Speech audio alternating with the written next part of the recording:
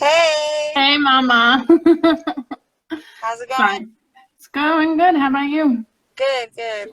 Put some light on in here. How'd everything go earlier? Oh, good. It looks like we have a venue and stuff, so Yay! we were able to save the day today. So we're That's happy about that. amazing because I know you were worried it wouldn't happen at all, and I was like, that's not okay. Yes, I didn't want it to be on, just at the courthouse. I get it. So we're on our way back from basically doing all kinds of wedding errands today. So, how are you? I'm good, thanks. As well as I can be. Right, right. Oops. Okay. Your hair's getting long. I know. My sister is going to call me a dirty hippie any day. Um, I just finished watching this really great interview with Drez. It was Oh, really? two hours long. Yeah, a friend of mine interviewed him. Okay. So do you want to just get into it? Yeah. So does right. it go into your archives so I can share it? Yeah. Okay. Yeah, so what Instagram does now, they used to do like a 24-hour thing, but now they just put it right into IGTV. I guess they didn't have the bandwidth to save everyone's videos anymore. And then I'm going to save it to my YouTube page, and I'm happy to send you the link. Okay, cool. So the first question I always ask in my interviews is, what is your earliest memory of hip-hop? So, my earliest memory of hip hop is, and I feel like it's hip hop, but I think it was more like Miami based than anything. But it was the Gucci Crew 2, Trues and Vo's Hoes. So that was the first like hip hop song I remember, and that I like super fell in love with, and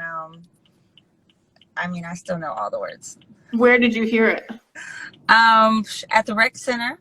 So it was in the late 80s, and all summer long I used to go to the rec center, and that's when like people were still carrying their big radios and dancing, and people were break dancing, and they would charge like $1 to come watch break dancers, and dudes would have their freaking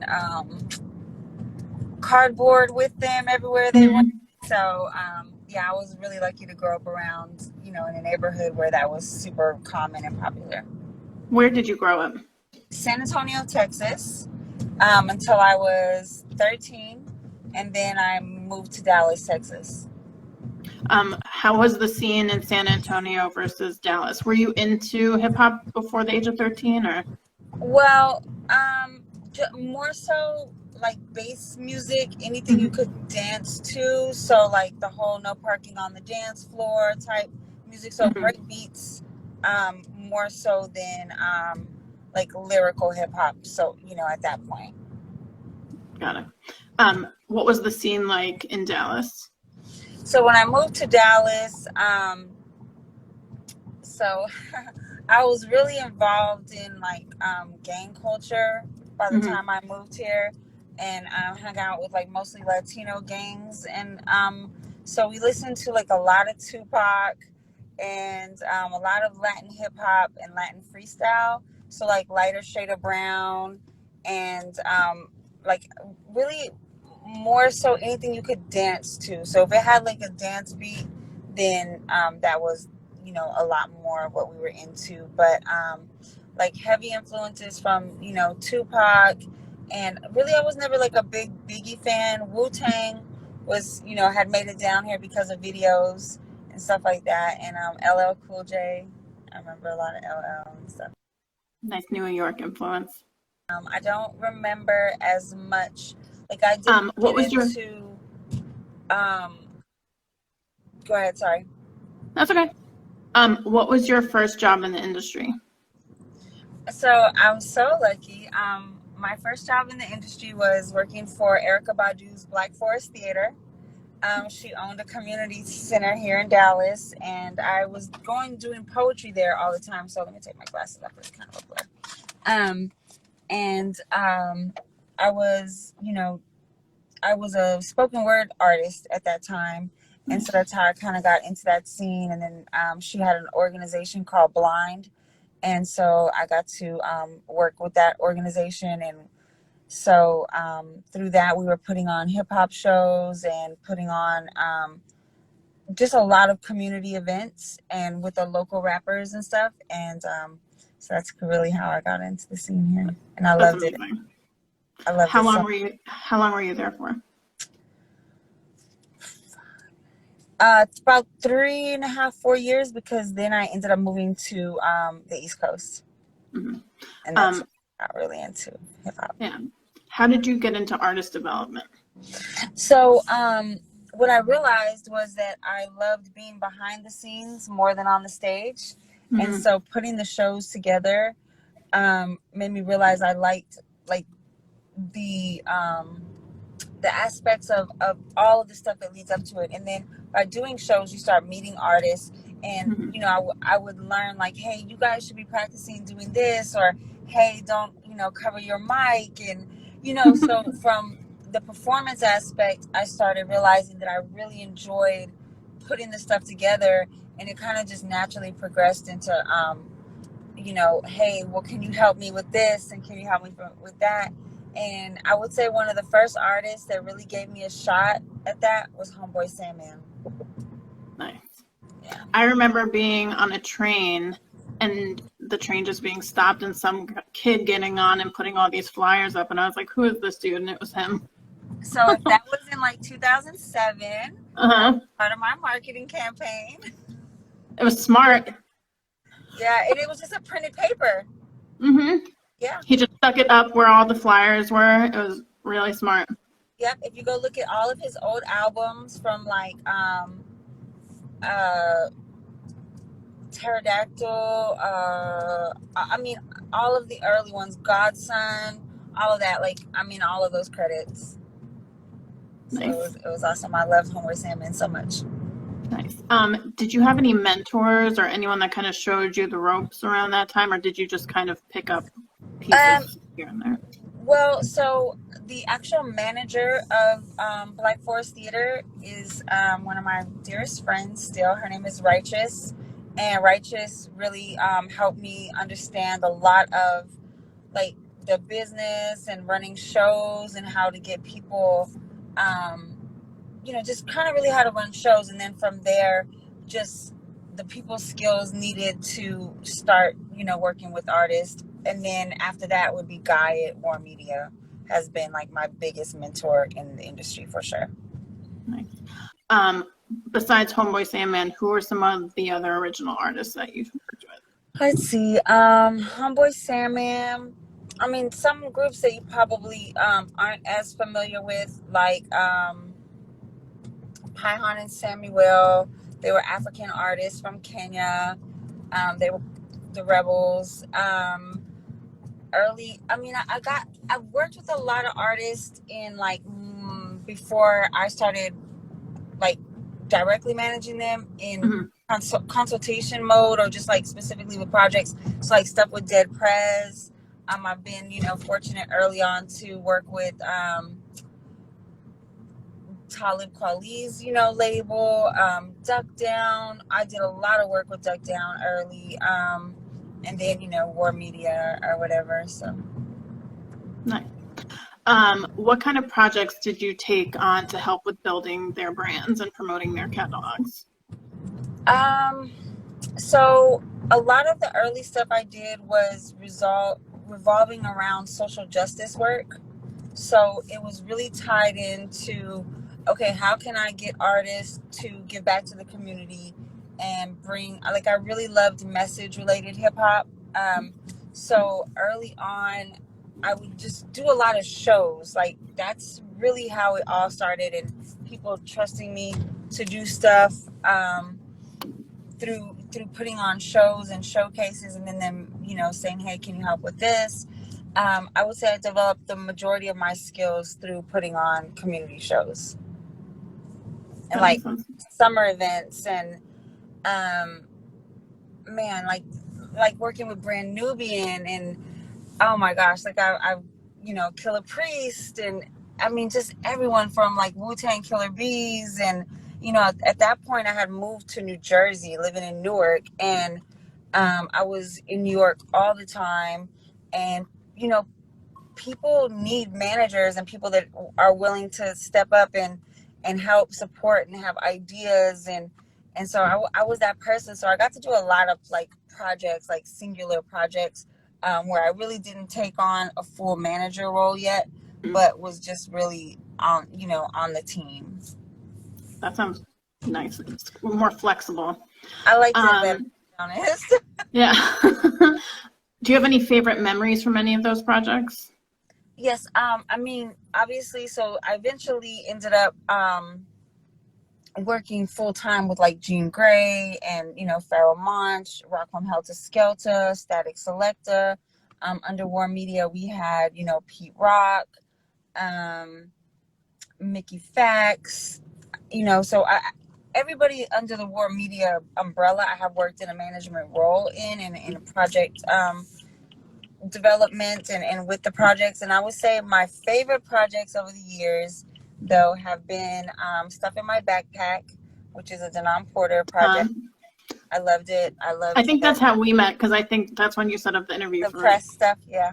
And I was really proud of the press coverage that we got, the resulting sales, the streams, the merchandise. It was a great run. But PTSD, also, I have so many memories with that project from Pharoah Monch. Also, Jean did a whole project at my house. Okay.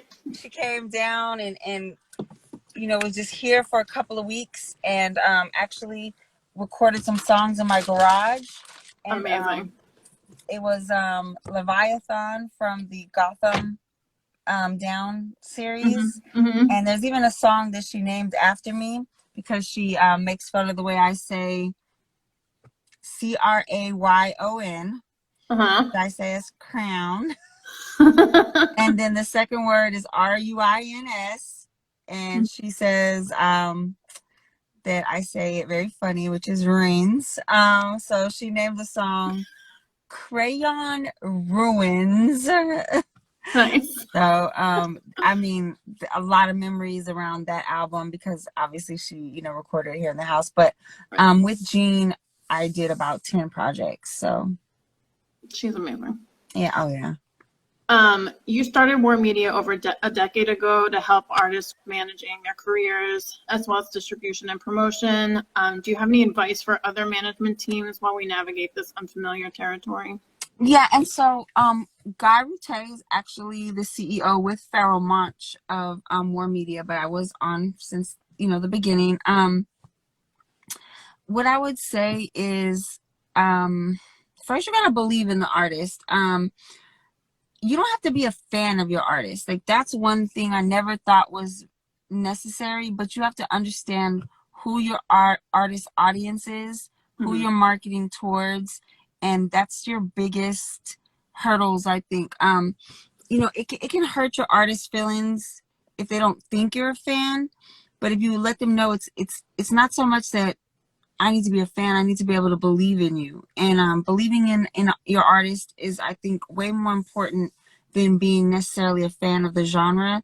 I can manage any artist. Doesn't matter what their genre of music is. If I believe that they have what it takes to get the work done, to make a solid project, and to get out there and really present themselves as a believable product. I think that we have to remember that once we commoditize the art, that it's our job to make sure that we have a product and that it's not just art at that point. You're like legitimately selling your art. So you have to let go of the feelings of,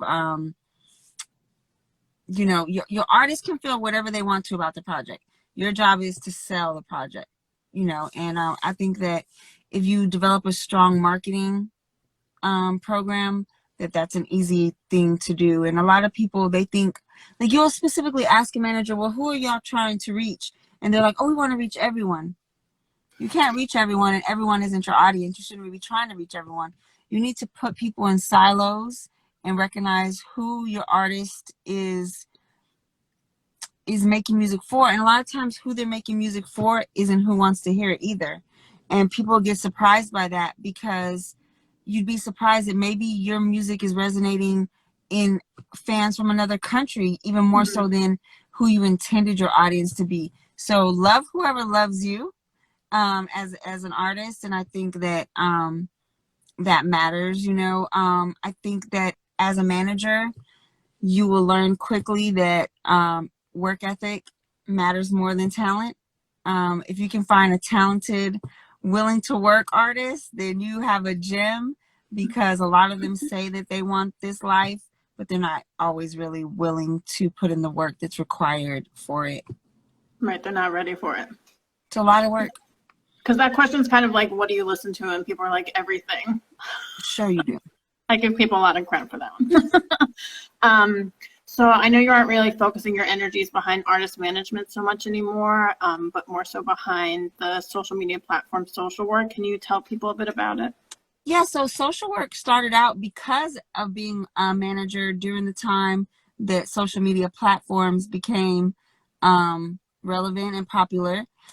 It became something I needed to know and something I needed to understand. And I realized I had a really good knack for understanding the psychology of the networks. I have a technology background. I'm an engineer, electronic engineer, and I also have a lot of coding skill sets that I've gone to school for. So it just made sense to me, and I started realizing that I understood how to market on social media. Now, how we were marketing on social media even 2 years ago is very different than where we are today. It's an ever-changing thing. You can no longer just buy your, followers. It doesn't work. Authenticity is your number one thing. So we focused a lot of that. I've been able to bring a lot of artists that were very popular in the 90s through the organic music industry into a world where they have to be available online and have to be able to have an online presence and have that personality marketing. So Social Work has gone from a social management company to actually more personal branding and social media presence, overall thing. So that's really what I focus on. It's what I love.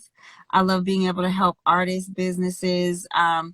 We worked with Webster Dictionary. A bunch of huge names. I've been really fortunate, to help them develop strategies and create a voice online. That's amazing. Do you have any specific services or upcoming classes that you want to promote through, and also share how people can find you? Sure. You can find me at Satori06 on almost everything. But Social Work, and it's spelled WERK. The Social Work is also online. We have a website. But specifically Satori06 usually is where I'm promoting a lot of our stuff. We don't have any classes coming up, but what we are focusing on is personal branding.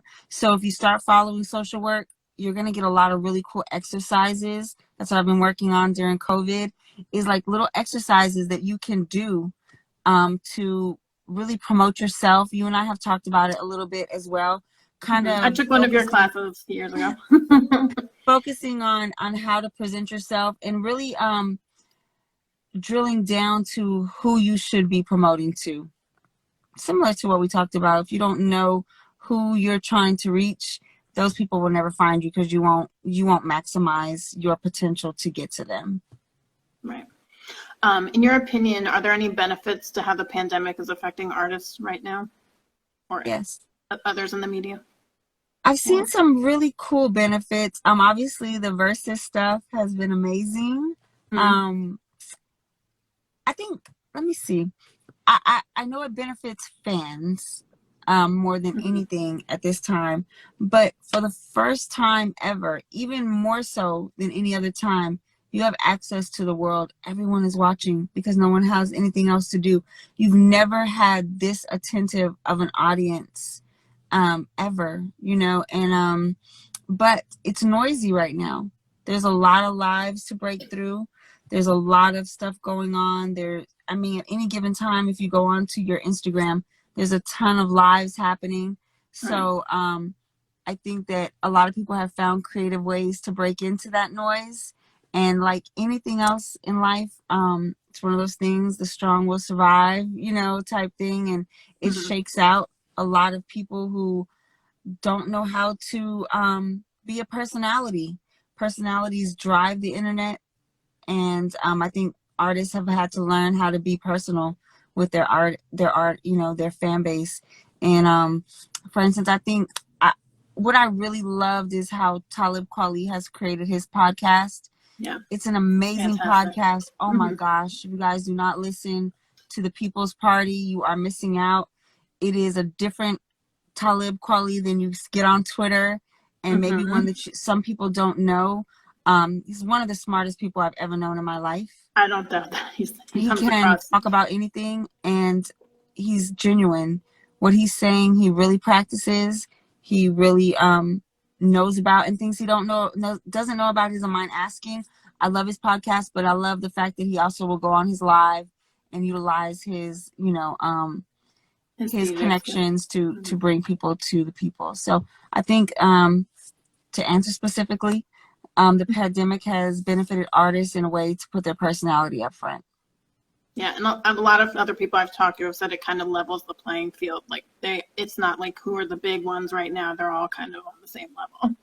That's true. I think the biggest winner in the pandemic has been D-Nice. D-Nice for sure. What? How awesome has it been for him? I love it so much.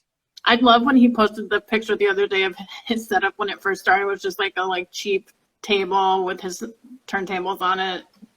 Oh yeah, now it's like he had like all of a sudden he has a hanging mic. It's so cool. And people sending him bottles. It's been amazing to watch. What a great guy for this to happen to.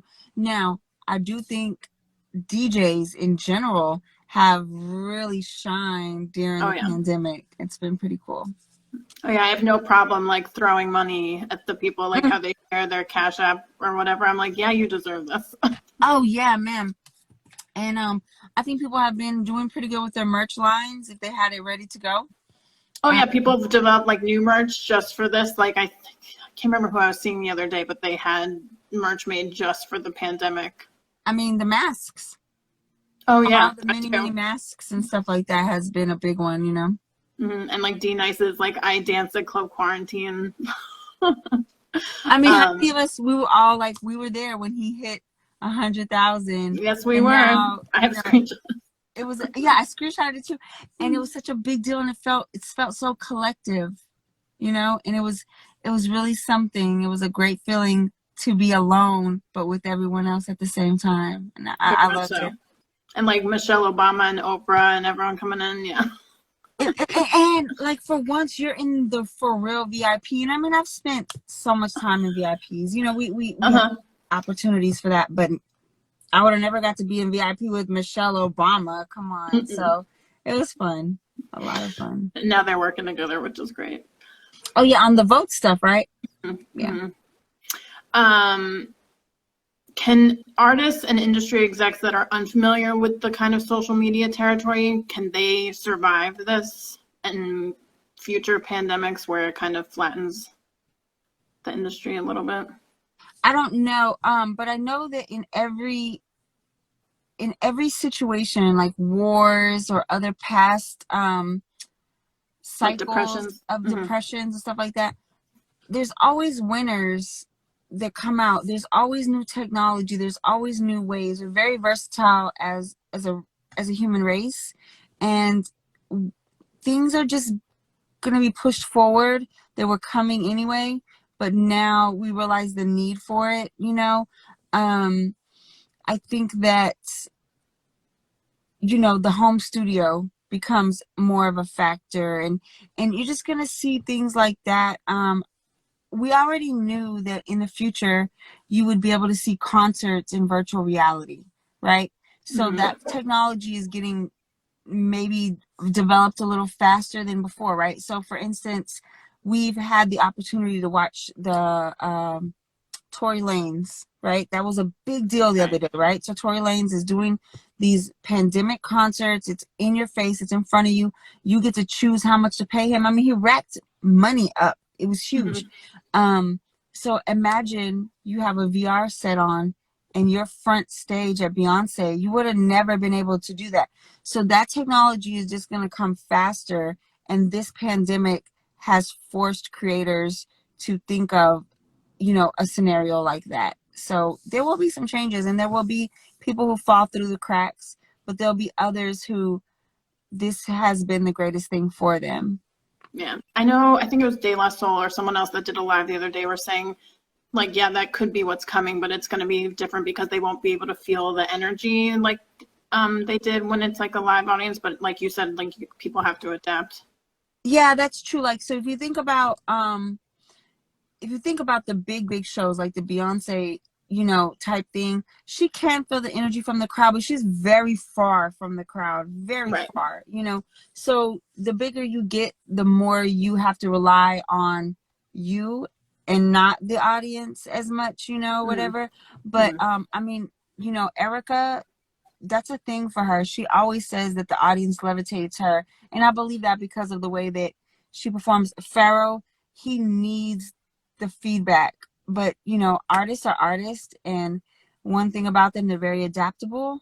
And I think that, maybe maybe our artists today are not those artists, but the ones coming up, it will be what they know. And it's, we have CGI artists coming, CGI beats, artificial intelligent beats. There's going to be bots that write songs. I mean, it's a different world than where we come from, for sure. And these kids, they grow up in it, so it'll be what they know. Right, the whole hologram thing, even for artists that haven't passed away. Super weird to us, you know what I mean? But not to them. Right. Satori, do you have anything else that you want to add or promote? No, I just want to say thank you. We have had some years-long connection. I'm so excited about the series going on and that you invited me to be on. Again, I'm Satori06. You can always ask me questions. I'm usually available at any time for people. If you follow me, I always give out tips. I always give out information. I do have classes every now and then. Sometimes they're free. Sometimes they have a small fee. But what I know, I generally try to share. And hey, just follow me and see what we have going on. Thank you so much. I'll talk to you soon. All right, thank you. Have a good night. You too.